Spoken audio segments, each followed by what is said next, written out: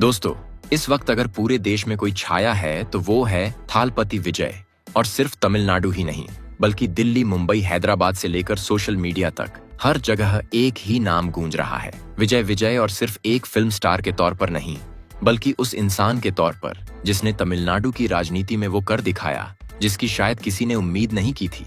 लेकिन जैसे ही विजय की जीत का शोर बढ़ा, वैसे ही एक और नाम अचानक से चर्चा में आ गया, और वो नाम है सुपरस्टार रजनीकांत का। सोशल मीडिया पर लोग सवाल पूछने लगे कि आखिर विजय की इतनी बड़ी सफलता के बाद रजनीकांत चुप क्यों हैं? क्या उन्हें विजय की सफलता से परेशानी है? क्या वो खुश नहीं हैं? क्या उन्हें इस बात का दुख है कि जो मुकाम वो राजनीति में हासिल नहीं कर पाए, वहां विजय पहुंच गए? और बस यहीं से शुरू हुई तमिलनाडु की राजनीति की सबसे बड़ी बहस। क्योंकि एक तरफ है थालपति विजय, जिन्हें लोग तमिलनाडु का नया चेहरा बता रहे हैं, और दूसरी तरफ है रजनीकांत, जिन्हें कभी लोग भविष्य का मुख्यमंत्री मानते थे। लेकिन अब अचानक पूरा माहौल बदल चुका है और लोगों के मन में सिर्फ एक सवाल घूम रहा है कि आखिर ऐसा क्या हुआ जो राजनीति में रजनीकांत पीछे रह गए और विजय आगे निकल गए। दरअसल तमिलनाडु की राजनीति को समझना इतना आसान नहीं है, क्योंकि यहाँ फिल्मों और राजनीति का रिश्ता कोई नया नहीं, बल्कि कई दशकों पुराना है। यहाँ जनता ने फिल्मी सितारों को सिर्फ पर्दे पर नहीं, बल्कि सत्ता की कुर्सी पर भी बैठाया है। एमजीआर से लेकर जयललिता तक तमिलनाडु में ऐसे कई नेता हुए जिन्होंने फिल्मों की लोकप्रियता को राजनीतिक ताकत में बदला और लंबे समय तक जनता के दिलों पर राज किया। लेकिन इन सब के बाद जब रजनीकांत का नाम राजनीति से जुड़ा, तो लोगों को लगा कि अब तमिलनाडु में सबसे बड़ा राजनीतिक तूफान आने वाला है। क्योंकि जिस तरह की फैन फॉलोइंग रजनीकांत की है, वैसी शायद ही किसी सुपरस्टार की रही हो। लोग उन्हें भगवान की तरह पूजते हैं, उनके पोस्टरों पर दूध चढ़ाया जाता है, उनकी एक फिल्म रिलीज होती है तो पूरा तमिलनाडु त्योहार मना देता है। ऐसे में जब उन्होंने राजनीति में आने के संकेत दिए, तो करोड़ों लोगों को लगा कि अब तमिलनाडु की राजनीति पूरी तरह बदल जाएगी। लेकिन कहानी वहां से बदली जहां शायद किसी ने सोचा भी नहीं था। क्योंकि सालों तक राजनीति में आने की चर्चा करने के बाद जब आखिरकार रजनीकांत ने अपनी पार्टी और राजनीतिक एंट्री का ऐलान किया, तब लोगों की उम्मीदें सातवें आसमान पर पहुंच गई थीं।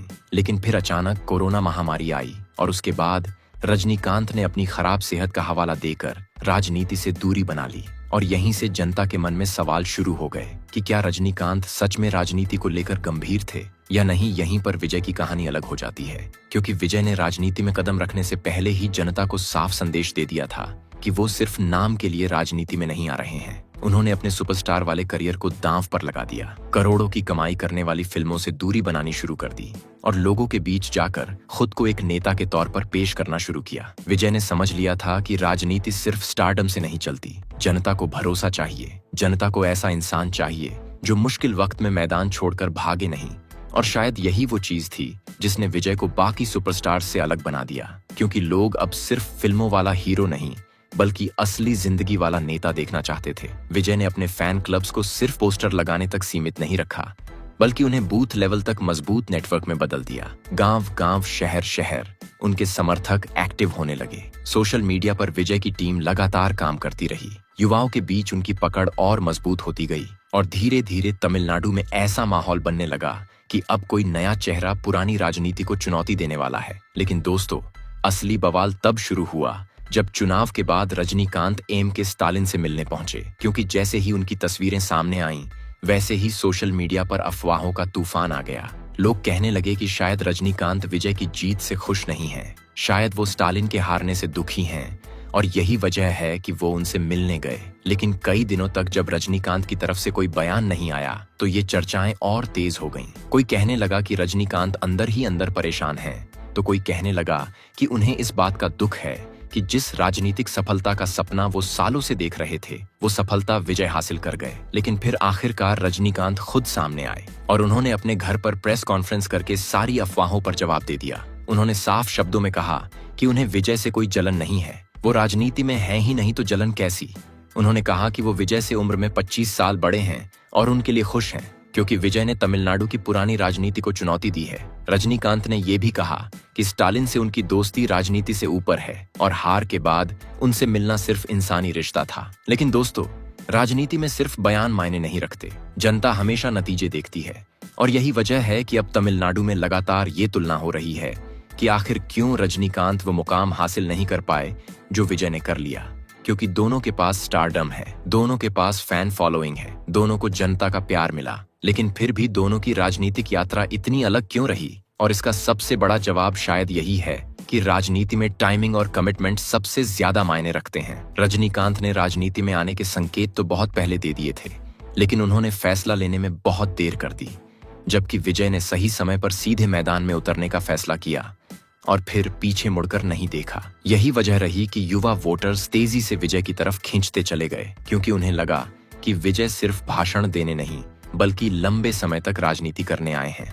और आज के दौर में यही सबसे बड़ा फैक्टर बन चुका है, क्योंकि सोशल मीडिया वाली नई पीढ़ी सिर्फ स्टारडम नहीं बल्कि एक्टिव लीडरशिप देखना चाहती है। तमिलनाडु में युवाओं का असर कितना बड़ा है, इसका अंदाजा इसी बात से लगाया जा सकता है कि वहां बड़ी संख्या में ऐसे वोटर्स हैं जिनकी उम्र 18 से 39 साल के बीच है। और विजय ने सबसे ज्यादा फोकस इसी वर्ग पर किया। उन्होंने सोशल मीडिया को हथियार बनाया। इंस्टाग्राम, ट्विटर, यूट्यूब, हर जगह उनकी मौजूदगी लगातार बढ़ती गई। उनके भाषण वायरल होने लगे, उनकी रैलियों में भारी भीड़ दिखने लगी और धीरे धीरे विजय की इमेज सिर्फ सुपरस्टार वाली नहीं बल्कि नई पीढ़ी के नेता वाली बनने लगी। दूसरी तरफ रजनीकांत की छवि एक ऐसे सुपरस्टार की बन गई जो राजनीति में पूरी तरह उतरने से पहले ही पीछे हट गए। और राजनीति में जनता सबसे ज्यादा इसी चीज को याद रखती है, क्योंकि यहाँ लोग सिर्फ सपने नहीं बल्कि संघर्ष भी देखना चाहते हैं। जनता को ऐसा नेता चाहिए जो मुश्किल हालात में भी मैदान में डटा रहे, और विजय ने फिलहाल यही छवि बनाने में सफलता हासिल की है। इसके साथ साथ विजय ने एक और बहुत बड़ा काम किया जो शायद उनकी सबसे बड़ी ताकत बन गया, और वो था उनके फैन क्लब्स को राजनीतिक संगठन में बदल देना। तमिलनाडु में फिल्मी फैन क्लब्स का कल्चर बहुत पुराना है, लेकिन विजय ने इसे सिर्फ फिल्म प्रमोशन तक सीमित नहीं रखा।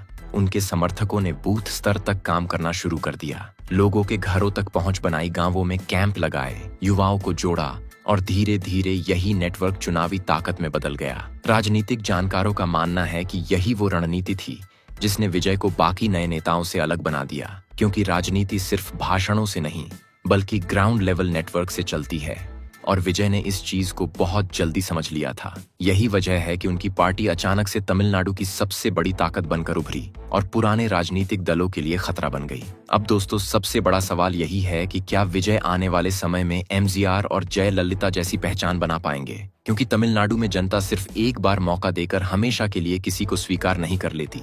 यहाँ लंबे समय तक टिके रहने के लिए लगातार मेहनत करनी पड़ती है, जनता की उम्मीदों पर खरा उतरना पड़ता है और प्रशासन चलाना पड़ता है। विजय के सामने भी अब यही सबसे बड़ी चुनौती है, क्योंकि चुनाव जीतना एक अलग चीज है लेकिन सत्ता संभालना बिल्कुल अलग खेल है। अब जनता उनसे रोजगार की उम्मीद करेगी, विकास की उम्मीद करेगी, अच्छे फैसलों की उम्मीद करेगी, और अगर कहीं भी बड़ी गलती हुई तो विपक्ष उन्हें घेरने में बिल्कुल देर नहीं लगाएगा। यही वजह है कि कई राजनीतिक एक्सपर्ट्स अभी भी मानते हैं कि विजय के लिए असली परीक्षा अब शुरू हुई है।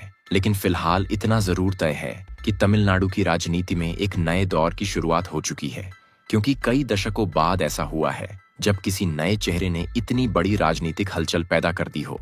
और इस पूरे बदलाव ने एक बार फिर साबित कर दिया कि तमिलनाडु में फिल्मों और राजनीति का रिश्ता आज भी उतना ही मजबूत है जितना पहले था। फर्क सिर्फ इतना है कि अब जनता सिर्फ सुपरस्टार नहीं बल्कि एक्टिव और फुल टाइम नेता चाहती है। और शायद यही वजह है कि आज विजय को लेकर लोगों में इतनी ज्यादा उम्मीदें दिखाई दे रही हैं। वहीं दूसरी तरफ रजनीकांत को लेकर अब भी लोगों के मन में एक सवाल हमेशा रहेगा कि अगर वो सही समय पर राजनीति में उतर जाते तो क्या आज तस्वीर कुछ और होती? क्या आज तमिलनाडु में विजय की जगह रजनीकांत मुख्यमंत्री होते? शायद इस सवाल का जवाब कभी किसी को ना मिले, लेकिन इतना जरूर है कि तुलना अब हमेशा होती रहेगी। और दोस्तों, यही वजह है कि आज तमिलनाडु की राजनीति सिर्फ एक राज्य की राजनीति नहीं बल्कि पूरे देश में चर्चा का विषय बन चुकी है, क्योंकि यहाँ सिर्फ सत्ता परिवर्तन नहीं हुआ बल्कि एक नई राजनीतिक सोच सामने आई है, जहाँ सोशल मीडिया, स्टारडम, युवा वोटर्स और मजबूत ग्राउंड नेटवर्क ने मिलकर पुरानी राजनीति को चुनौती दी है।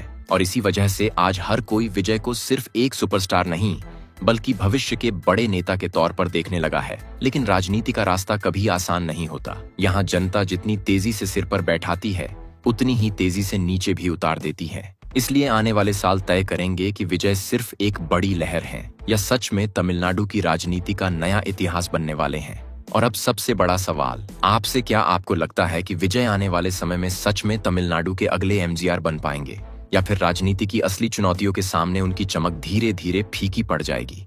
अपनी राय हमें कमेंट करके जरूर बताइए और अगर आपको हमारा ये वीडियो पसंद आया हो तो इसे लाइक और शेयर जरूर करें और हाँ, चैनल को सब्सक्राइब करना बिल्कुल मत भूलिए क्योंकि हम आपके लिए ऐसी ही बड़ी और दिलचस्प खबरें लगातार लेकर आते रहेंगे।